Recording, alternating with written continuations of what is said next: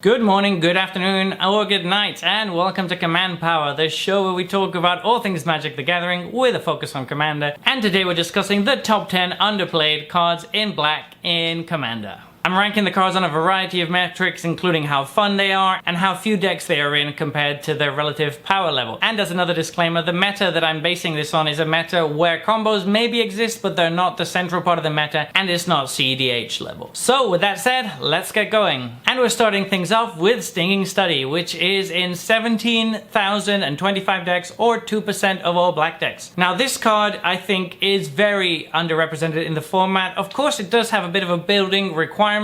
You need to be in a deck that has a commander that is fairly expensive, or else it's not quite as good. But the fact that it works, whether the commander is in the command zone or in play, is really good. You can just leave 5 mana up, and after the turn cycle has gone round, just tap out to draw something like 7 cards and lose 7 life, which feels absolutely amazing. I run this in Arvinox, for example, and it's always overperformed every game I've drawn it. So as long as you're in a commander that is fairly expensive and you have some ways to mitigate the life loss, this can draw you so many cards that it really should be in more decks than just 2%. Next up is Keen Duelist. This is one of my favorite cards from the recent commander sets, and it's in 9,692 decks, or just 1% of decks. So basically what this does is at the beginning of your upkeep, you're going to choose an opponent, and they're going to draw a card, and you're going to draw a card. But the catch is you're each going to lose life equal to the other player's mana value. So in a way, it's kind of like an exchanged Dark Confidant effect. If you're playing a deck that has ways to cheat on mana a lot, so you have very expensive stuff that you can actually cast for cheap, such as a Crick Son of Yawgmoth deck, this is absolutely amazing, because most of your things are going to be super expensive, and theirs are unlikely to be as expensive as yours. The other reason I love this card, though, is because it allows for such great gameplay. It makes for really exciting situations where sometimes you're really low and you don't know what you're going to hit off of it. Sometimes the opponent wants you to choose them, but sometimes they don't want you to choose them because they don't want to take the life. It just always makes for very, very interesting situations, and I find that people don't really kill it very often because of that. It's just a super fun card, and I recommend you give it a try if you haven't yet. Next up is Incarnation Technique in 9,303 decks, or 1% of all decks. When I first saw this card, I thought it was pretty meh, but after playing with it a few times, it is absolutely awesome. And yes, you're going to have to give your opponent a copy of the spell, but you're going to get 2 copies and you're milling 5 cards each time, so this is just going to almost always hit something good for you. It's very difficult for you not to come out very far ahead of the opponent you chose. Of course, it's going to be better in certain decks. Any sort of Reanimator deck is going to love this, and a deck like Sir Conrad really loves this because you're dumping 10 cards into the graveyard as well. So yeah, it's better in some decks than in others, but it's good in most decks, and certainly in most mono black decks, so I feel like 1% is just way too low. Next up, at number 7, we have Dimir House Guard in 7,748 decks, or 1% of all decks. I really like this card, even though the art is really weird. It's the old Dimir before they'd kind of really figured out what the Dimir were doing. This is just doesn't really fit at all with the like secret spy thing. It's just this skeleton with 2 massive weapons. But anyway, the reason I love this card is the transmute ability. It's a tutor for any 4-drop in your deck, and there's a lot of very powerful 4-drops. You could tutor for Erebos to shut off your white opponent's life gain. You could tutor for Greed and start drawing cards. There's really a lot of things you can do, and if you build your deck around it, you can actually find all sorts of different things. But the thing is, that's not all it does. It basically has another mode where it's secretly one of the best sack outlets in EDH, as well as being a tutor. So you can sack anything for free, repeatedly with this. So in any deck that wants a sack outlet and is interested in finding cards from their deck that cost mana value 4, this is a really solid include. And I'm really surprised that it's only in 1% of black decks. Next up, we have another sacrifice card, which is Sacrifice. It's in 4,801 decks, or 1% of all decks.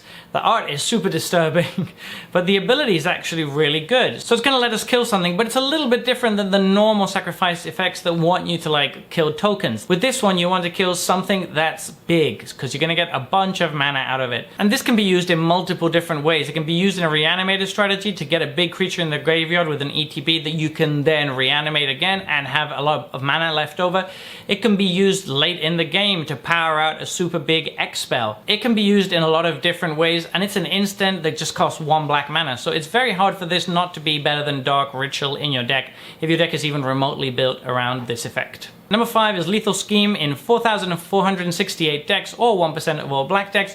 I'm surprised that this is still so low, because this is one of the premium removal spells in the format at this point. It's just fantastic. This can often be a 0 removal spell that lets you loot for like 4 cards or something, which is absolutely bonkers. Even if you're just playing 1 or 2 mana and looting twice, that's already really good. And it also grows the creatures if you happen to dump a non-land card into the graveyard. This just does so much, and it can often do it for free. It's just really, really good, and it's so surprising still that this is in such few decks. Grab these up while you can. At number 4, we have Shakedown Heavy in 2,666 decks, or 1% of decks. This is a relatively new one, and this is another one that you might not think plays that well until you've actually played with it. What happens with this when you drop it early is that most players are just going to let you draw a card. You can even play the politics and just be like, hey, I'll attack you, you're going to just let me draw a card, and then they'll just let you.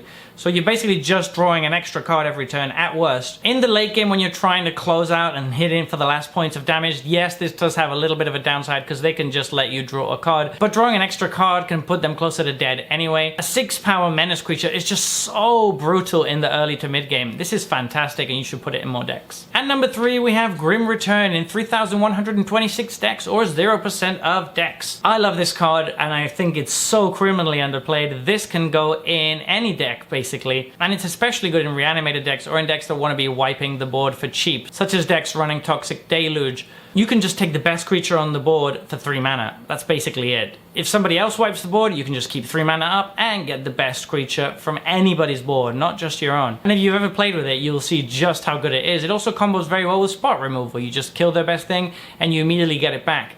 It combos really well with Lethal Scheme because you're probably paying 0 mana for that, and then you just get to bring the thing you killed straight back with this. Really good. Next up we have Dredged the Meyer, which is in 2,806 decks, or 0% of all black decks. This one is going to let you reanimate 3 creatures for 4 mana. That's an excellent rate. You're not choosing what creatures, but if you play this in your deck, you should probably play some kind of cards that let you selectively take things out of their graveyard so they have fewer choices. This is really good in Tariel decks because it does something the deck is trying to do anyway, which is reanimate random creatures. And just getting 3 things for 4 mana is really, really good in a 4-player game. Even if you're getting like really average stuff like Wood Elves, that's like what, 6 or 7 or 8 mana's worth sometimes for just 4 mana investment. You're very hard to not come out on top with this, and sometimes you'll just hit the lottery and get really, really strong stuff because they don't have anything else left in their graveyard. And finally, in the number 1 slot, we have Carnival of Swords, which is in 1,867 decks, or 0% of all black decks.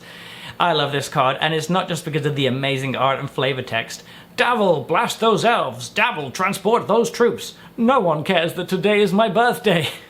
What on earth is going on in that flavor text? It's so random, and it has nothing to do with the art or the name of the card. But the effect of the card is absolutely fantastic. So whenever a creature comes into play, you lose 1 life and add 1 mana to your mana pool.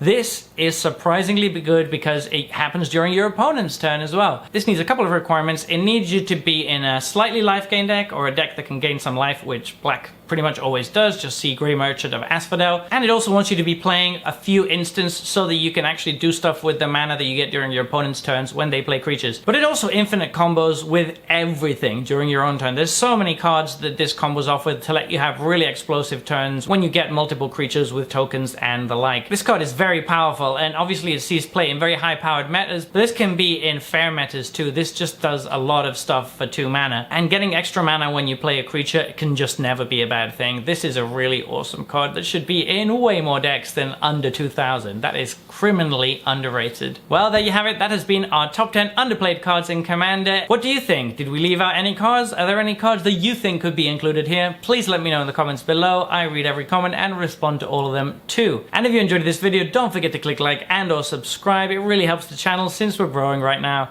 And until next time, take care.